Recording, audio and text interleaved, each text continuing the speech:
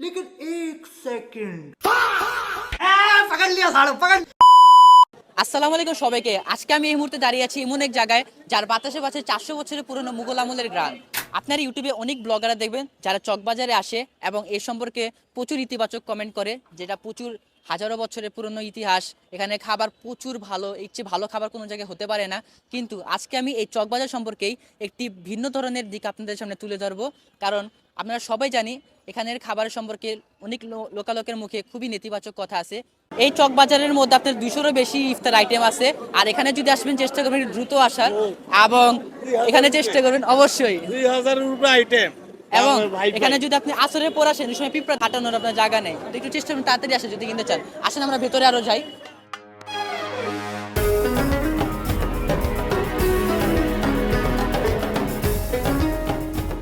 আমি এগুলো কি? এটা আচারি, মুরগির আচারি।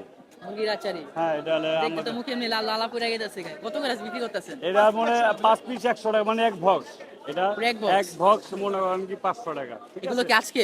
হ্যাঁ জি, আজকে 100 টাকা। মানে উনি জনে বলে চকবাজার নাকি প্রথম দিনই ভালো খাবার পাওয়া যায়, পুরা মশি নাকি বলে তেলে ভাজা। এটা যে বলে এ হলে মনে করেন কি একটা ক্রিমিনাল, শয়তান, রাজাকার। সে মনে রাজাকারের নাম থেকে মন সে কথাটা বলে। চকবাজারের মধ্যে অনেকের কথা আছে যে এখানে খাবার নাকি খোলা অবস্থায় বিক্রি করে, আর এখানে এসে দেখলাম তার ব্যতিক্রম না। এখানে অবশ্য আপনার খাবারের মধ্যে যদি 1 কেজি খাবার কিনেন তার মধ্যে 200 গ্রাম ধুলা আর 100 গ্রাম থুতু এমনি পেয়ে যাবেন। কি সব আপনার? জি, এবারে কি কি আইটেম রাখছেন? মানে মহব্বতের শরবত আছে, পেস্তা বাদামের শরবত আছে, ফালুদা, জর্দা, চিকেন আছে, আচ্ছা, এটার নাম জিজ্ঞেস করতে পারি? সুতি কাবাব। সুতি কাবাব। এটা মানে অনেক জনপ্রিয় চকবাজারের মধ্যে। জি জি, এগুলো কি আপনার আজকের? হ্যাঁ জি, আজকে এগুলো নাকি বলে অনেক লোকেরই আছে, এগুলো নাকি বলে সহজে বিক্রি হয় না, পরে তেলে ভাজা নাকি বলে এগুলাই দিনের পর দিন বিক্রি করে। জি, না না না, ভুল বলে। সবাই তো বলে যে এটা বলে বাসি মাল বিক্রি করে, পুরো চকবাজারে খায়। আর বলে ফুল অবস্থায় বিক্রি করেন মানুষের ধুলাবালি। আবার নাকি বলে আপনারা যে কথা বলেন ওটা থুতু নাকি খাবার উপর যায়, এসব অনেক বলে। আপনারা যদি বিশ্বাস না হয় মাগরিবের পর আসবেন, এখানে দেখবেন কম দামের মতো পুরা লাইন হয়ে পিছিয়ে থাকবে, সব ভিড় হয়ে থাকবে। কিন্তু ওরিনে বলে ফুল অবস্থায় এগুলো অত যেমন বলে অত ইয়া না, না না না, ভালো মন্দ খাবারও পাওয়া যায়। ভালো খাবার পাওয়া যায় এখানে, মন্দ খাবার এখানে পাওয়া যায় না। আচ্ছা, এই জন্য বললাম। আচ্ছা, আপনার সুতি কাবাব কত করে কেজি? এখানে সতী কাবাব, এটা তার দোকান তো, এখানে মনে করেন 112 টাকা কেজি বিক্রি করে। সুতি কাবাব কত করে কেজি? 1200 টাকা।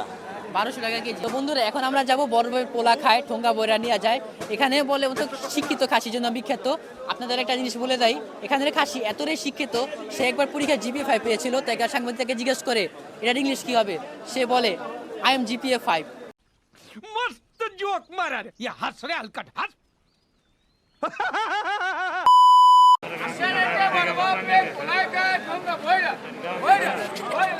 আসসালামু আলাইকুম আঙ্কেল। ওয়ালাইকুম আসসালাম। শিক্ষিত খাসি দাম কত করে? এটা 800 টাকা পার পিস। Per piece 800? হ্যাঁ। তো পুরো ভাইরাল। আর বড় বাপের পোলায় খায় 800 টাকা কেজি। এটা 84 বছর ধরে এটা আবিষ্কার আমার দাদা কামেল মহাজন। আমার বাবা করছে, আমি আমার ভাই মোহাম্মদ করতেছি। ঠিক আছে, আগে ছিল 5 আনা দাও না বট পাতায়, আর এখন 800 টাকা কেজি। তো আপনারা তো দেখলেন 800 টাকা পিস মুরগির, মানে মানুষের কতটা আজেরা টাকা থাকলে, কত আজেরা চুলকানি থাকলে মানুষ সব কিনতে আসে।